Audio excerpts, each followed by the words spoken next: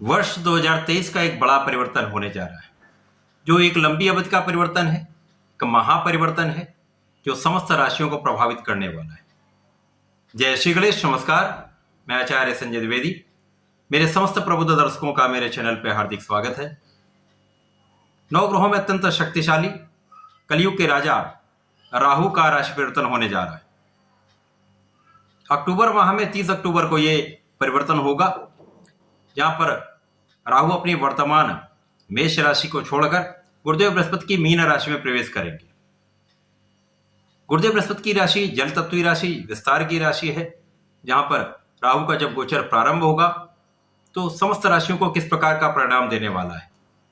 आज मैं तुला राशि के लिए राहु के इस महापरिवर्तन का क्या परिणाम प्राप्त होगा, संपूर्ण विश्लेषण मैं पूर्ण तर्क के साथ करने जा रहा हूं।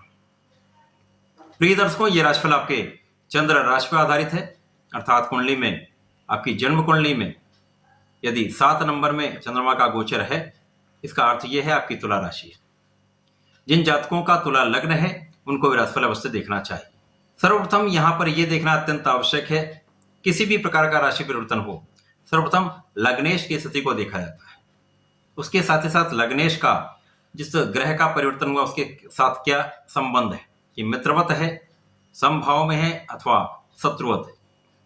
उसके पश्चात किस भाव में ये, किस राशि में परिवर्तन हो रहा है, इन समस्त स्थितियों को समन्वित करके ही संपूर्ण विश्लेषण किया जाता है। सर्वप्रथम तो तुला राशि शुक्राचार्य की राशि है, जो दैत्य गुरु हैं, राहु के भी गुरु हैं, तो निश्चित रूप से यहां पर मित्रवत संबंध हुआ, राहु और शुक्राचार्य का अति मित्र का संबंध है। उसके पश्चात यदि हम स्थितियों का अवलोकन करें तो तुला राशि के लिए यह परिवर्तन अभी तक आपके सप्तम भाव में चल रहा था, यहां से अब इसका परिवर्तन षष्ठम भाव में हो जाएगा।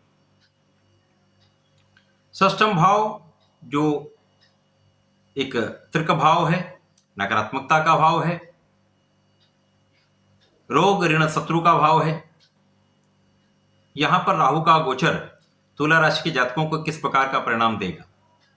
अभी तक तुला राशि में सप्तम भाव में राहु का जो गोचर जो चल रहा है, जो 30 अक्टूबर तक रहेगा, ये 1.5 वर्ष से इसने आपको अत्यंत कष्ट दिया, शारीरिक, मानसिक तथा फाइनेंशियली, यानी इकोनॉमिकली, या ऐसे कह सकते हैं आपके धन संबंधी समस्याएं दी। जो लोग व्यापार करते हैं, व्यापार में धन का संचय नहीं हो पाया, धन का अपव्यय हुआ। इसी प्रकार से जो लोग नौकरी में हैं उनके लिए भी कहीं ना कहीं कार्यक्षेत्र में समस्याएं रही।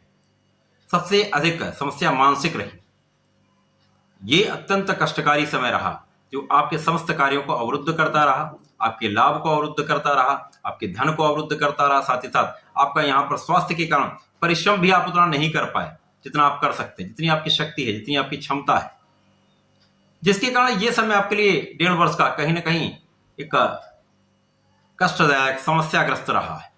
परंतु राहु अब 6th हाउस, 6वें भाव में गोचर करना प्रारंभ करें। राहु के लिए 3 भाव में गोचर अत्यधिक लाभान्वित करने वाला होता है। तृतीय भाव, षष्ठम भाव तथा 10म भाव। तुला राशि के लिए राहु का गोचर 6ठम भाव में हो रहा है, जहां पर राहु बलवान स्थिति में होंगे। यहां पर एक चीज बिल्कुल स्पष्ट है कि कोई भी ग्रह है, वो कहीं भी गोचर करता है, उसका मूल स्वभाव परिवर्तित नहीं होता है। राहु के लिए यह अत्यंत विशिष्ट स्थिति यह है कि यहां पर राहु का प्रभाव कम अधिक हो सकता है, परंतु उसका मूल स्वभाव जो विषाक्त है, जो नकारात्मक है, वो वैसा ही रहता है। यद्यपि ये कहीं ना कहीं कुछ राशियों के लिए विशेष फलदायी भी होता है।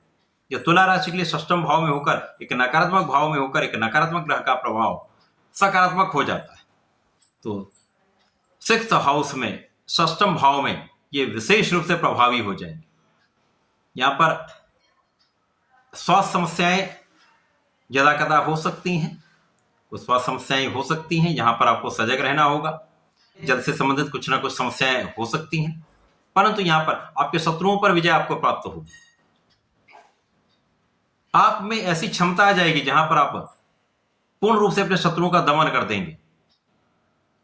ऋण कुछ बढ़ सकते हैं, ऋण का उपयोग सही दिशा में आप करेंगे तो संपूर्ण रूप से लाभ लेने का समय है। अब राहु का गोचर जब आपके षष्ठम भाव में होगा तो ये भाव तो राहु प्रबल करेंगे, क्योंकि मित्र की राशि के लिए हो रहा है, तुला राशि के लिए है, तो निश्चित रूप से राहु यहाँ प्रभावी होंगे, बलवान स्थिति में होंगे। यहाँ पे सर्वप्रथम तो ये आपके विदेश जाने का योग बना देंगे। अब विदेश कैसे जा सकते हैं? आपके लिए नई नौकरी का योग बनेगा, उच्च शिक्षा के लिए आप जा सकते हैं, व्यापार के लिए आप जा सकते हैं, विदेश सेवा में है तो विशेष रूप से लाभान्वित करने वाला समय, विशेष रूप से लाभप्रद समय। संपूर्ण क्षमता के साथ राहु यहां पर आपको आगे बढ़ाने वाले, संपूर्ण लाभ देने वाले, सफलता देने वाले, धन का बहुत बड़ा आपके लिए लाभ यहां पर राहु आपको दे रहे हैं। विशेष रूप से धन वृद्धि का समय है, यहां पर आपके धन संचय का समय है। अभी तक जहां पर आपका धन इन्वेस्टमेंट करने पर फंस जा रहा था, इसका लाभ नहीं मिल पा रहा था, हानि हो रही थी, अब यहां पर वही धन लगाने पर आपको विशेष लाभ, कई सौ गुना उसका लाभ आपको प्राप्त होने लगेगा। सही इन्वेस्टमेंट सही सलाह से सही जगह पे करना अत्यंत आवश्यक है, विशेष फलदायी होगा। धन वृद्धि, परिवार के सदस्यों में वृद्धि, यद्यपि यहां पर परिवार के सदस्यों के बीच में कुछ सामंजस्य में कमी हो सकती है, आपकी वाणी कुछ कठोर हो सकती है, व्यंग्यात्मक वाणी हो सकती है, जिसके कारण कुछ समस्याएं हो सकती हैं, परंतु लोगों का सहयोग आपको प्राप्त होगा। निश्चित रूप से इस समय में आपकी उन्नति तय है।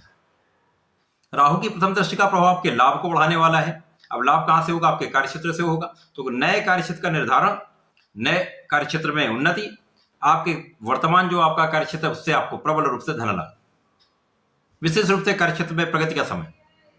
इसी प्रकार से राहु का प्रभाव यहां पर विदेश से बहुत अच्छा लाभ देने वाला है। कई विदेश यात्राएं आपकी हो सकती हैं। विदेश में आप सेटल होना चाहते हैं तो ये ऐसा राहु करा सकते हैं। इस विशेष समय में, 1.5 वर्ष के समय में, जो लोग विदेश जाना चाहते हैं, वहां पर सेटल होना चाहते हैं, आप आराम से कर सकते हैं। अच्छा योग बन रहा। इसी प्रकार से राहु संपूर्ण रूप से तुला राशि के जातकों के लिए एक अच्छा प्रभाव देने वाले हैं, धन वृद्धि करने वाले हैं, विशेष रूप से धनदायी समय।